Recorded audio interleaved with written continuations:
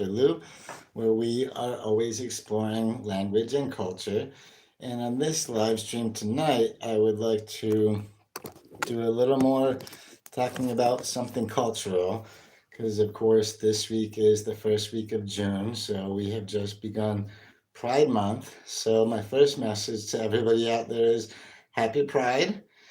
And so I wanted to talk a little bit about where this Pride Month thing comes from. And of course, where it's going. And so, um, again, this is going to be a little cultural explanation of um, Pride, which is, of course, celebrated in June of every year to commemorate the events of the so called Stonewall riots. And that's where I'm going to beg to differ on terminology a little bit. The term riots is often used for the events of what happened at Stonewall, whereas Stonewall veterans, and by the way, that's something that still exists, the Stonewall Veterans Association, which is comprised of people who were patrons of the Stonewall in the 1960s, of the Stonewall Inn in Manhattan, that is, in the 1960s, and those who participated in the rebellion or uprising. And those are terms that they prefer. Um, for example, I wanted to give a couple quotes from Stonewall veterans, and one is coming right from the Stonewall Veterans Association, and they said the rebellion, it was never a riot, lasted 5 inconsecutive nights. They were not riots. End quotation. So, of course, that association would rather call it a rebellion. They're calling it that. And now, from one particular Stonewall veteran, who she says it was a rebellion. It was an uprising. It was a civil rights disobedience. It wasn't no damn riot. So that's a good way to put it too. So I don't like really using the term riot to describe them quite so much, because the fact is the first people to refer to these events as riots were the police, and that was in order to justify use of force, pretty much. And so, getting a little deeper into it, what the heck was the deal? What the heck prompted this uprising? And so let's go back to 1960s New York City, where it was illegal to be um, to have a gay bar, for instance, meaning it wasn't legal to serve gay people alcohol. And also, gay bars were subjected to constant police harassment and raids and all that.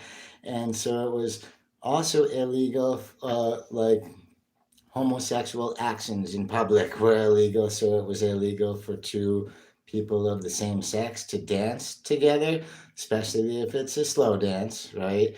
And so, and illegal to serve gay people alcohol, and it was also illegal to cross dressing. There were what were the names of the laws? I made a note of that. Oh, vagrancy disguise laws.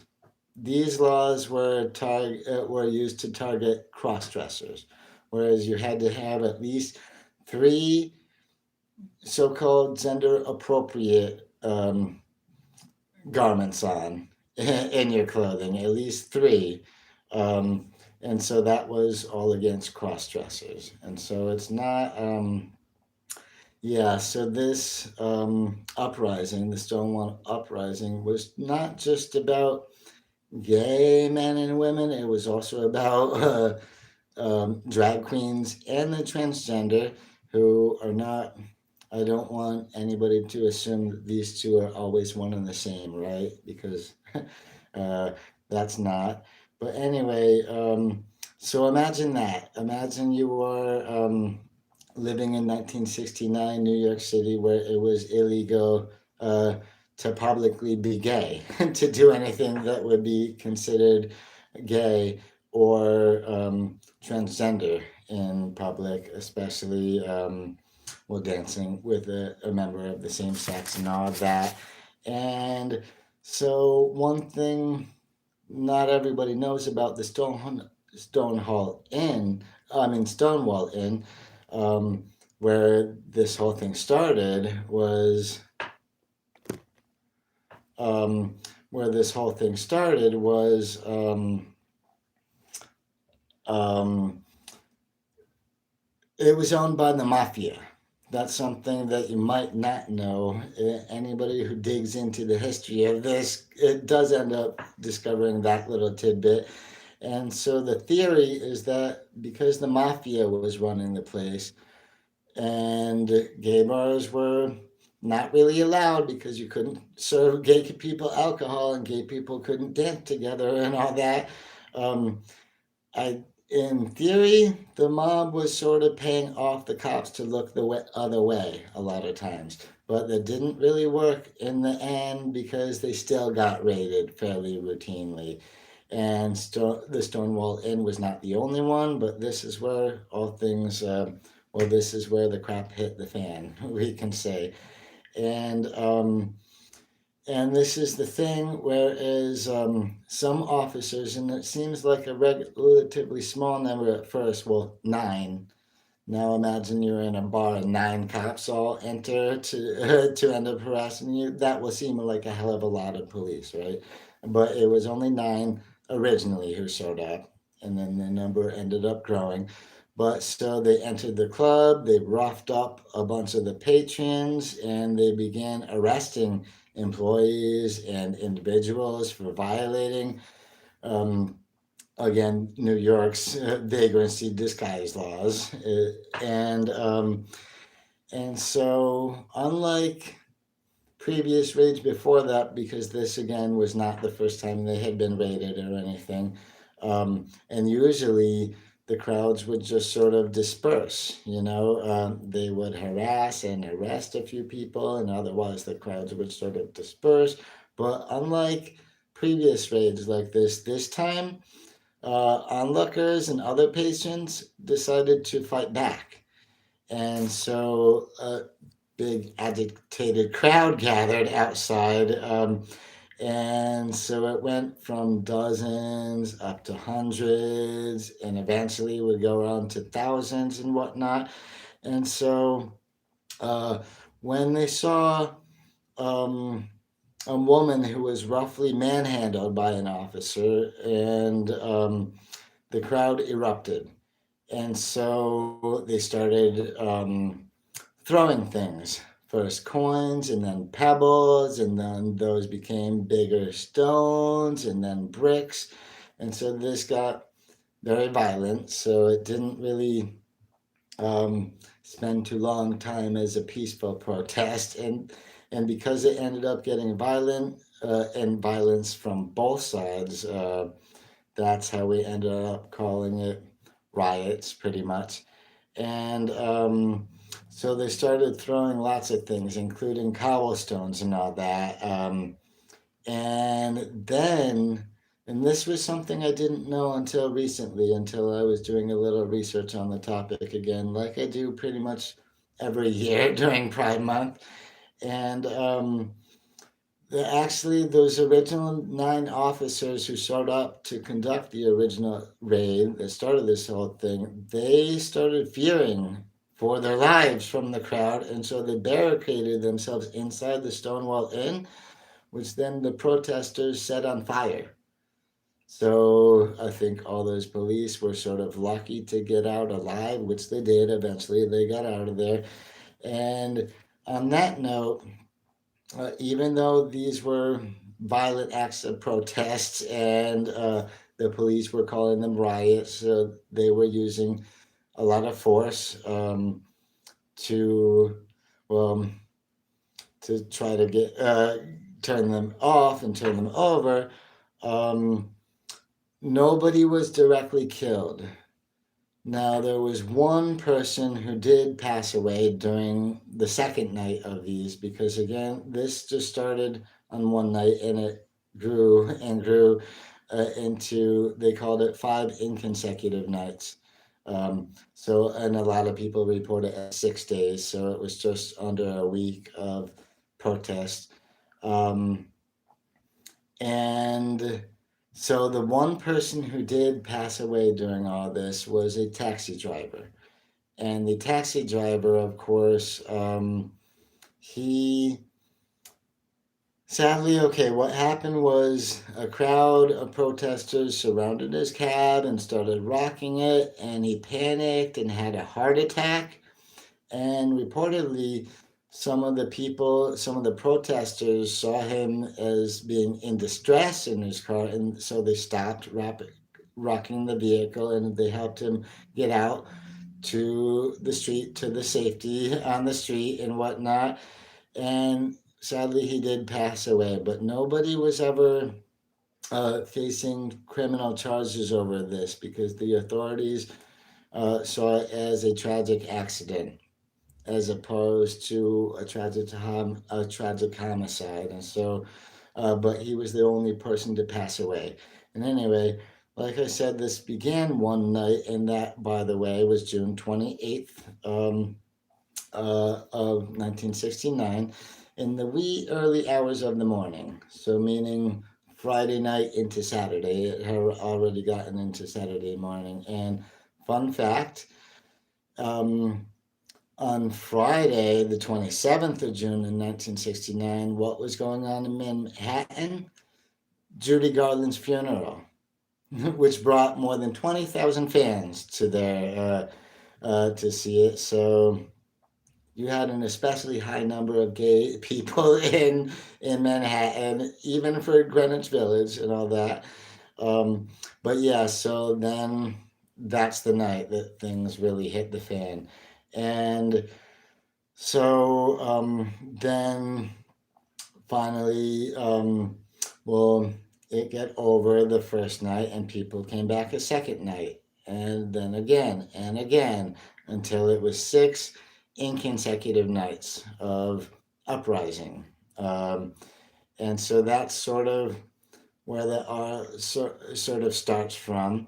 And um, and again, the classes didn't really end that specific night, like protests, demonstrations, and violent confrontations continued in Greenwich Village for 6 days there, all starting with the Stonewall Inn. And and so these events ended up uniting a whole diverse group of people, including gay men, lesbians, drag queens, and transgender individuals, um, in their shared fight against systematic police harassment and social discrimination. And that's sort of where this whole thing comes from. Why sometimes you might hear people have chanted, "We're here, we're queer, get used to it," right?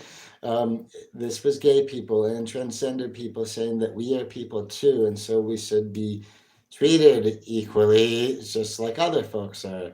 So that was, uh, yeah, so that was the whole spirit of that uprising. And it's still why Pride Month to this day, it's not just a big party and just about parades with fantastic floats and all that and club music.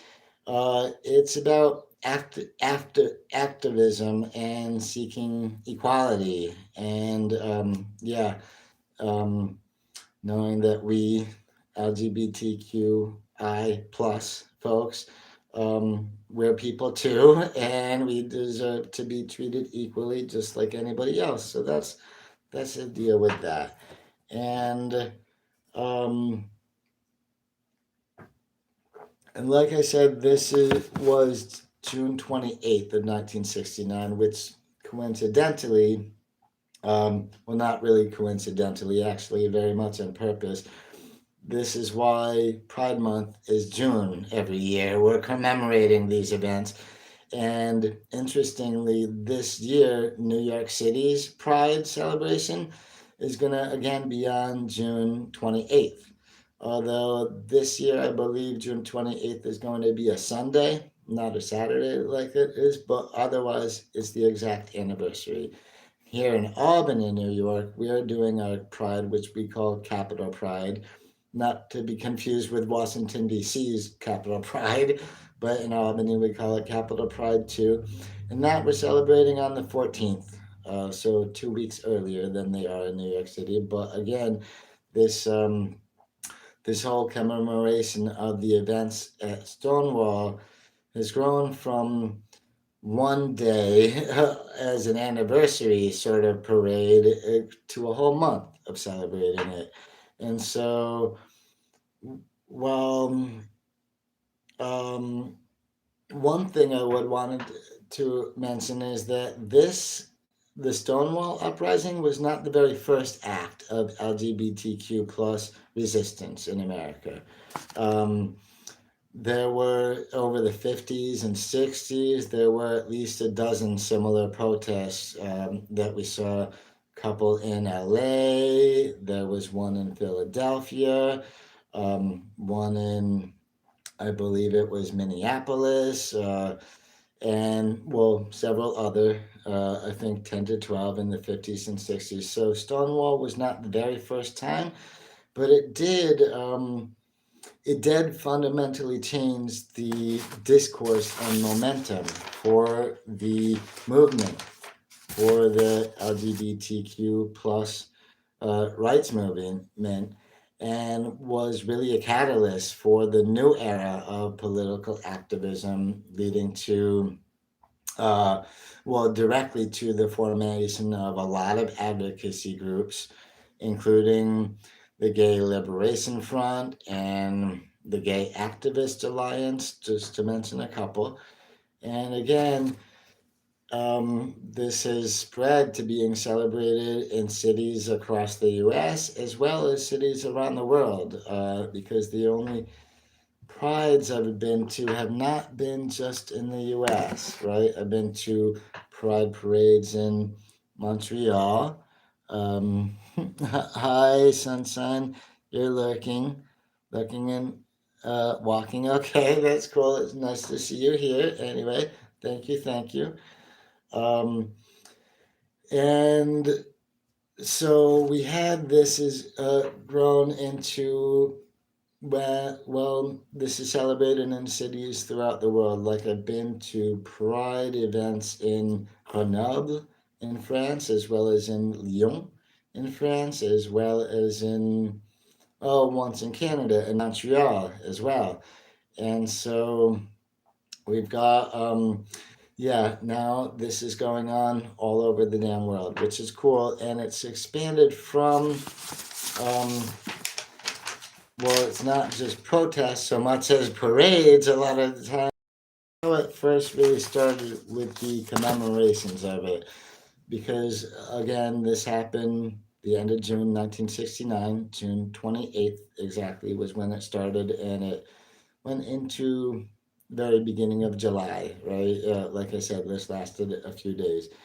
And so the first marches, like we evolved from this into pride marches and pride parades from there.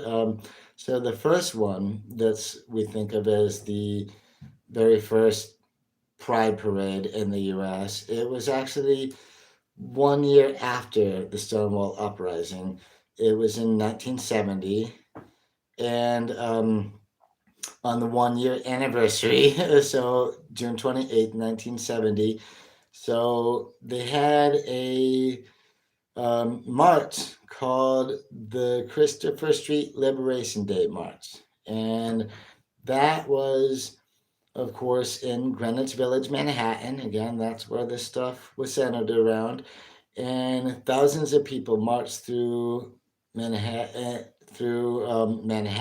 to Central Park, and so that's what made it the first official gay pride march in U.S. history, even though it wasn't quite a thing yet. And so that was the first one, and let me just check in the chat here. Um,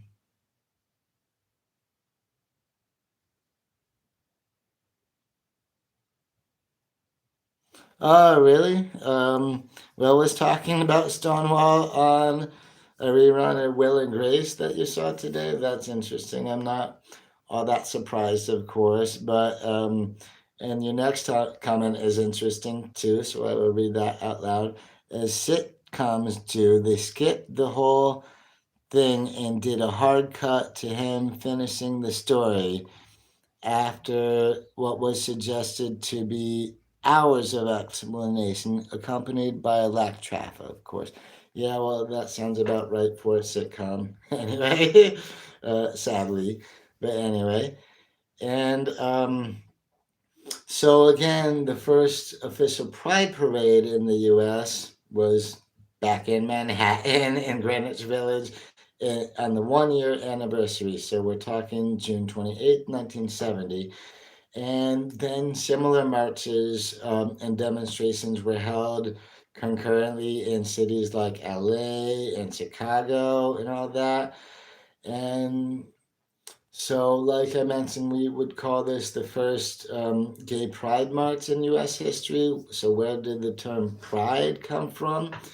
Calling it pride, which I know lots of people well, they bring up, hey, isn't pride a sin and all that stuff? But I don't see that in the Ten Commandments anywhere. But anyway, um, so the term pride itself was coined that same year in 1970 by activist Greg Schoonmaker, who noted that marginalized people could always hold on to personal pride in who they are. To help affect the change in society where gay people again and transgender would be treated equally. And we're still not there yet, as far as I can tell. So, which makes it a Pride Month every year important to me in the terms of activism. And it's important for us not to forget all of our transcestors who made this happen, right? Like I said, it wasn't just gay men and lesbians, they're also transgender and, well, other cross dressers, drag queens, and whatnot. And LGBTQ plus history, when we go through the events of the Stonewall uprising, it's also Black history. And so you have to give credit to the Black transgender folks and for doing this because it was Black drag queens who threw some of the first stones, for instance, and who were part of the original uprising and all that. So I have to give credit where credit is due, I would say. And so then throughout the 70s and the 80s, you had annual pride marches going on in the US, and it spread across the United States and eventually to the globe. Like I've said, I've been to pride events in a couple other countries now, and so this is not just an American thing. But we are all sort of commemorating the events that happened in the US, meaning in Greenwich Village, New York City. Um, and so it gradually has expanded, like I mentioned, from a single day events, single day parades, to month long observances where we have plenty of events going on. And I do encourage you, check in your local media to see what events are going on this month in your area because it's not always just the Pride Parade, right? And so I mentioned the first original U.S. Pride Parade, which again was called the Christopher Street Liberation Day March. And so this was people walking through Manhattan and through Central Park and all of this. And that was not the Pride Parade as we think of today, with lots of floats and the thumpa thumpa from the music and with people throwing beads around like crazy. It wasn't quite that yet, but that's it. That is where the pride parades have evolved from. So certainly should give some credit where credit is due. And so again, along the 70s and 80s, annual Pride marches kept going across the country and then into the world, and then expanding to a whole month of observances. And what's interesting to me is in the US, the first federal recognition of this came in 1999 when Bill Clinton was still president. And the Clintons were no friends to the gay community. Honestly, they weren't, because it was the Defense of Marriage Act that passed under the Clinton administration, which sort of that excluded same-sex couples from being able to get married, from having their marriages recognized and all that. So the Clintons were not big supporters of the gay community. They really, really weren't. But on the other hand, again, credit where credit is due. President Bill Clinton issued the first official presidential proclamation declaring June to be Gay and Lesbian Pride Month. So that's what he called it back then, and so it has evolved little from there, um, because after that, well, we had the next couple Democrat presidents anyway, Barack Obama and Joe Biden. They later issued uh, expanding proclamations. So they added on top of the L lesbian and G gay, they added bisexual, transgender, queer, and intersex to the mix. So now we have the LGBTQI plus Pride Month. Um, and so again, today it's observed globally, and I wanted to at least be able to, first talk about the events at Stonewall. And again, they weren't really, not so much. I don't think the word riots is really the best word to use for them, but then again, a lot of riots start out as peaceful protests or as civil uprising, things like that. A lot of people are not intending to riot from the very beginning, right? Sometimes these things happen, especially with crowds and groupthink and whatnot. And so we've got um, so we've got all that, which has led to nowadays we have pride events going on in cities all over the country and all over the world. And I like to every year when this month comes around, I like to remember all the people who had to rise up and make this happen for us, and that we still have some fighting to do. So it's still important to be active.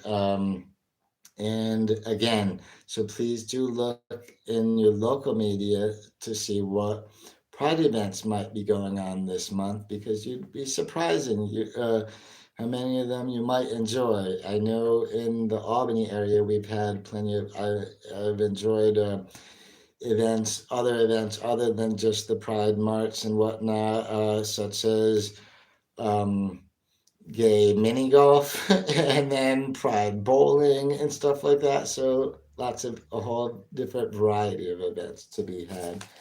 And and so this year um, is 2026, right? So this would be what? The 57th anniversary. June of this year would be the 57th anniversary of the Stonewall uprisings, which means this all happened before I was even born. But I still don't want to forget how much people had to fight to get there, because I think a lot of that is kind of lost on the younger generation, on folks who have grown up in the 21st century, who might not exactly know how hard it was and how closeted so many people had to be. And yeah, it's important again. We need to recognize our ancestors, and thank you and thank them for everything that they did. And yes, you heard it right. I said ancestors for transgender, right? Because again, it wasn't just gay men and lesbians who were part of this. It also involved plenty of drag queens and other transgender individuals, and surprisingly, the mafia. But again, the mafia was just that's who owned the Stonewall Inn, and so I guess good for them for providing a gay bar for people to hang out at. But I mean, it wasn't all good. Like they were sort of known to harass and threaten to out some of the more prominent gay people to get money out of them. You know, extortion. Anyway, so I don't want to give them too much credit, but hey, at least they did have that place open for anybody, and it was a pretty popular club at the time.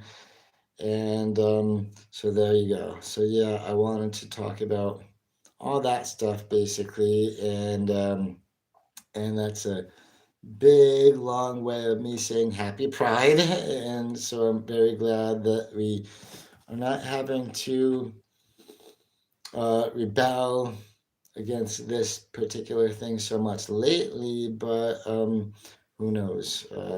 Who knows? Who knows? Political things shift and cultural things shift, so this is probably not the whole end of it, right? Anyway, so yeah, there's that. So I guess one last message I want to leave you with is, of course, as I've said several times now, happy Pride. And yeah, so looking forward to chatting with you again in my next video. And so if you're not subscribed yet, please consider subscribing so you can make that happen. Anyway, yeah, so until next time, catch you on next time. Bye bye.